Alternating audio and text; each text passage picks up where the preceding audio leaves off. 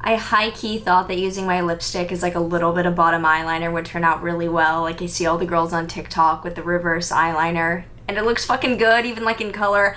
I don't think it looks that good on me.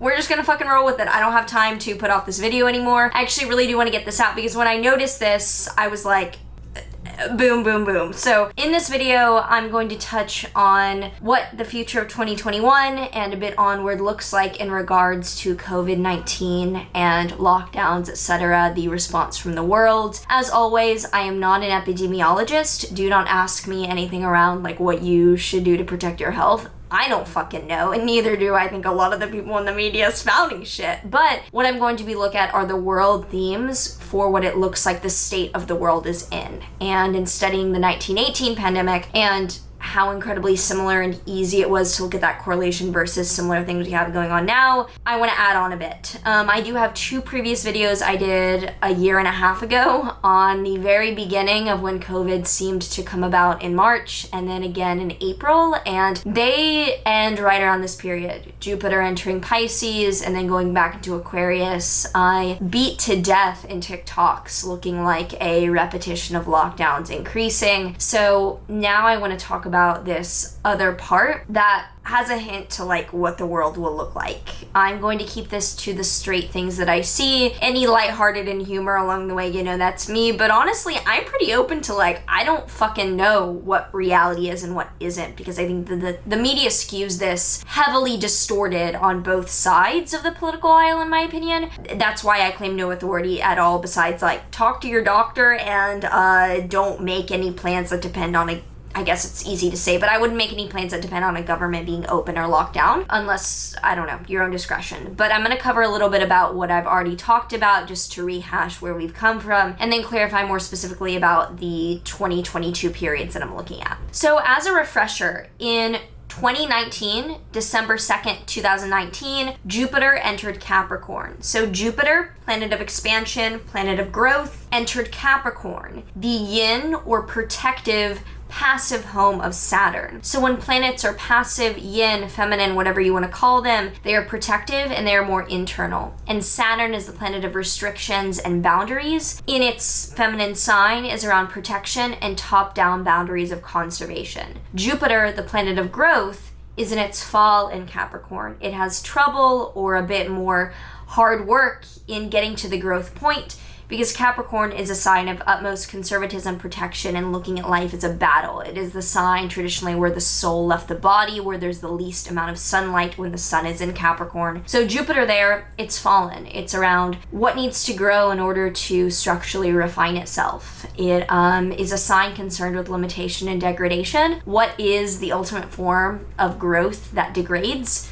Something viral, something inhibitory. And it is a transit associated with the spread of epidemics or pandemics generally every 12 years. Not super serious every time. For example, H1N1 was not nearly as intense as this one, but it did coincide with that. And in January 2020, it was joined by Saturn, Pluto, and the South Node. Saturn and Pluto together, Saturn, the premise of structure, refinement, limitation, and Pluto, the planet of massive scale or upheaval, have coincided with massive constriction in general. Saturn-Pluto opposition in 2001 was 9/11. Those were permanent travel restrictions that imposed a new reality and refined how we do something in the world, namely travel. This time around, it was also alongside the South Node, an indicator of decrease of porousness. You can watch my video on the nodes on my channel, but even though myself and other astrologers hadn't lived through a pandemic, and so that word was not part of our vocabulary, this screamed restrictive loss of life. I honestly thought it could be like a terrorist kind of attack, but domestic, because Saturn-Pluto opposition in 2001 was 9/11. I thought it could be something like from the inside. I mean, in some ways it was like a virus, like taking over, you know, the world in that way. But Jupiter, growth, Saturn, restriction, Pluto, massive upheaval scale, South Node, decrease or release, decrease, virus, yada, yada, yada. We get it. Jupiter 2020 into 2021. 2021 because this aspect takes so long to play out. You can read Cosmos and Psyche, great book that gets into this throughout history. But this conjoined exactly Saturn-Pluto in January 2021. However, the separation of an aspect is the fallout, the fruit ripening from the tree. And that was then February, March, pretty closely into the rest of 2020. Jupiter and Saturn then conjoined at 0 degrees of Aquarius on December 21st, 2021. And I have a full video on the Great Conjunction that you can watch for like another big historical outline that I did similar to kind of this one. But that new paradigm of Jupiter growth and Saturn restriction coincided with the first vaccine rollouts at the end of December 2021 or 2020.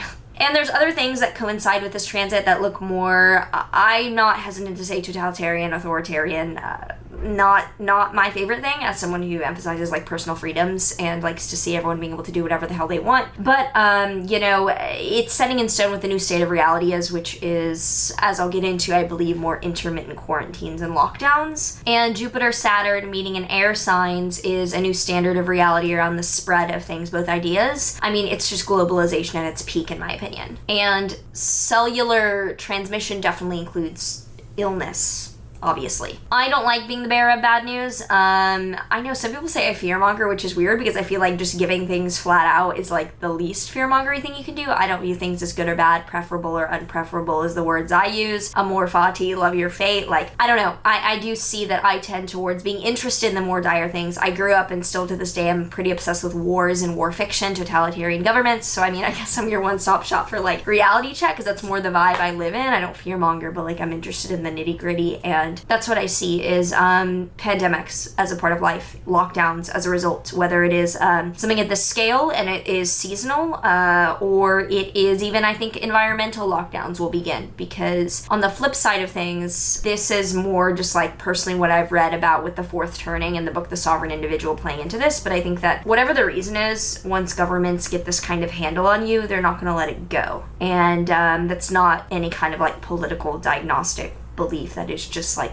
common sense, I feel like, is once they have you in a chokehold like this, whether or not it's appropriate at a given time, that's going to last. So I think Jupiter, Saturn, and Aquarius does show jurisdictions continuing on that route. Anyway, the three waves of the COVID-19 pandemic and the three waves of the 1918 pandemic coincided with the meeting of Jupiter and Pluto. Jupiter spread, Pluto mortal scale each time they meet. Afterwards, the wave coincides. You can look at this pretty intensely in the graph that shows it from Archetypal Explorer. And in 2020, April, July, and November, this was exact, and that was pretty much like the three waves. Wikipedia also says that the 1918 pandemic was February 1918 to January or April 1920, and the three waves of the 1918 pandemic onward were about August 1918, January 1919, and then spring 2020. Now, spring 1920 is the wave that got me really noticing this for spring 2022. So spring 1920 was a Jupiter-Neptune conjunction. So Jupiter-Pluto was the spread of the three initial waves and the three initial waves of the COVID-19 pandemic, spread of mortality. Neptune is a planet of dissolving, of transmission itself, of the media, of dishonesty, of glamour, etc. Jupiter-Neptune was what coincided with this final isolated wave of the 1918 pandemic in spring 2020. So spring 1920 was Jupiter-Neptune in Leo. This was the final wave of this pandemic, but it was isolated, which was interesting because it was like literally like, it was like isolated at random places, like New York and other places in Europe. It was isolated, but it was highly deadly in those places, which makes me think that in the sign of Pisces, where it will be taking place exactly on April 12th, 2022, this does not look good. I did say in a video that 2022 is when shit got cute. I do believe the beginning of the year looks like a period with Jupiter and Pisces where it could be like we get a quote handle on things. I do not naively think that reality will ever go back to the government not having some kind of lockdown in the rear view mirror possibility. I think that moving forward, there will be intermittent states of lockdown and that world powers will use that to their advantage, and smaller countries may not lock down as a way of like bringing people in. I think that it will be a lot of the politicalization of borders in a way that has not been seen before. I think that even as reality continues and things reopen, that threat will loom in the background and be there in terms of either pandemics or environmental lockdowns. And even though I think 2022 and that beginning of the part does look better, even not for the market. I do see that Jupiter re-entering Pisces and then Venus retrograde early on in the year being like correction for the market, but I think it looks better. However, April 2022, when Jupiter-Neptune goes exact at 23 degrees of Pisces, alongside Mars and Saturn together in Aquarius, which was what happened essentially like beginning of the lockdowns in 2020 as well. Every 2 years Mars goes to the same place. So like April 2022, like April 12th 2022, this does not look good.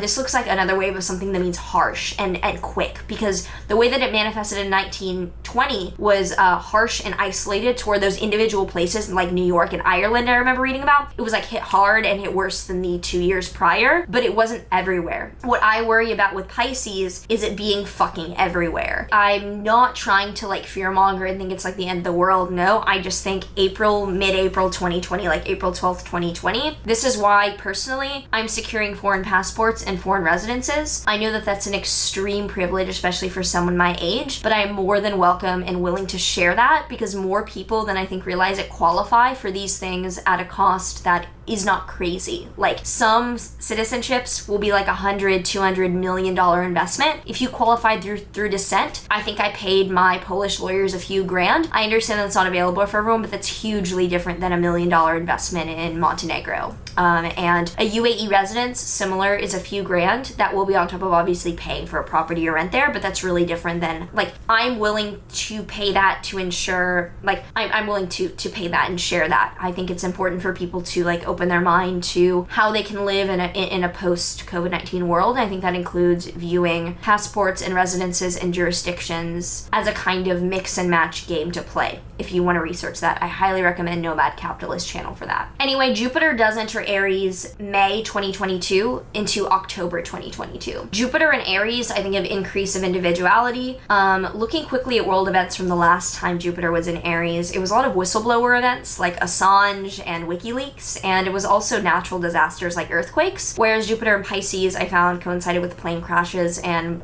sinking. I find that Jupiter in Aries looks like earthquakes. The end of the H1N1 pandemic was declared. So Jupiter was in Pisces for H1N1, it left, and the end was declared on August 10th. What's really interesting is on August 10th, 2010, Jupiter was retrograde in Aries, conjunct Uranus and opposing Saturn and Venus and Mars and Libra, also squaring Pluto. It was this big cardinal T-square, and Jupiter was in the most configured position possible in Aries there. It was the most configured position possible. I mean, it was opposite and squaring fucking everything. Or I'm sorry, it was a T-square. It was not a cross. Did I say cardinal cross? It was a T-square. I think I was good on that. There's a lot of fucking dates and shit in here, and I'm still kind of psychotic, but I'm doing better. I'm doing better. So Jupiter retrograde in Aries, highly configured. August 10th, 2010 was the end of the H1N1 pandemic. October 1st, 2022 does have Jupiter retrograde in Aries opposite Venus in Libra. However, it is not nearly in the same degree of configuration that it was August 10th, 2010, meaning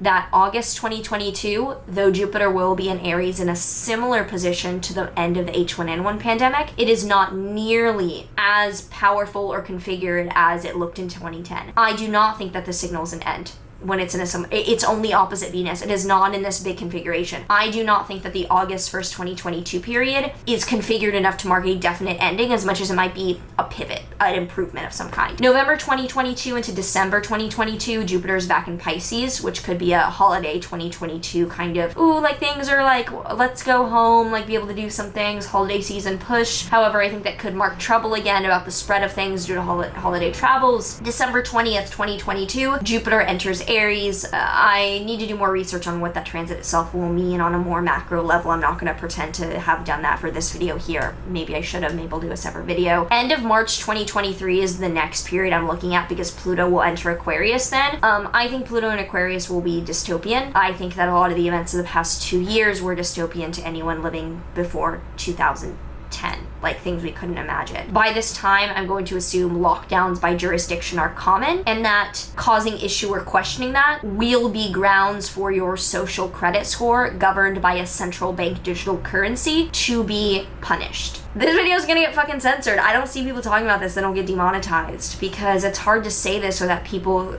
calling you like political names or whatever, but I say this from someone who, I don't know, feel pretty politically moderate. I'm kind of just like, I just want people to be able to do what they fucking want to do, and I don't like to see this. Pluto will retrograde back into Capricorn briefly and then firmly enter Aquarius, so I think that the ingraining will be later in 2023 of these social credit scores, CBDC.